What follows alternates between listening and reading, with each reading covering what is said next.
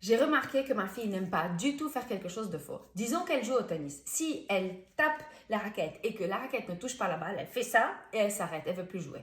Si elle court après les enfants et qu'elle n'arrive pas à attraper un enfant dans les quelques secondes qui suivent, elle arrête de jouer, elle s'en va et se met de côté. Je devais lui donner vraiment ce message. Mais pour qu'un enfant puisse apprendre, l'apprentissage doit passer par le corps, ça doit être expérimenté. Et c'est beaucoup plus facile d'expérimenter quelque chose comme ça lorsque c'est pratique. Donc par exemple, on construit, après on dessine, ça passe par le corps, etc.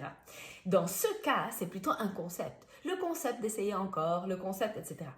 Où est-ce qu'on peut faire ça? Il y a un type de jeu où on peut donner ce message. Et c'est le jeu de rôle. Hier, on était en train de jouer aux maîtresses. On était 2 maîtresses et on avait 10 enfants. On a donné des exercices aux enfants. L'autre maîtresse, donc ma fille, passait chez les enfants et elle disait qu'ils étaient en train de lui dire « Maîtresse, je ne veux pas faire ça parce que je ne sais pas. » Et la maîtresse, qu'est-ce qu'elle disait? « D'accord, je vais le faire pour toi. » Et c'est elle qui faisait les exercices.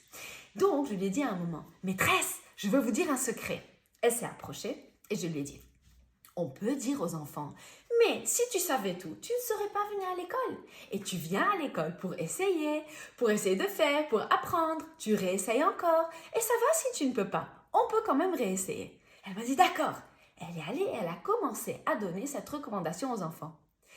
Je crois qu'elle s'est vraiment bien sentie parce qu'elle m'a regardée. Elle m'a dit « Maîtresse, maintenant moi je veux te dire un secret. » Elle me dit « Je t'aime beaucoup. » Je crois que ça a reposé quelque chose en elle.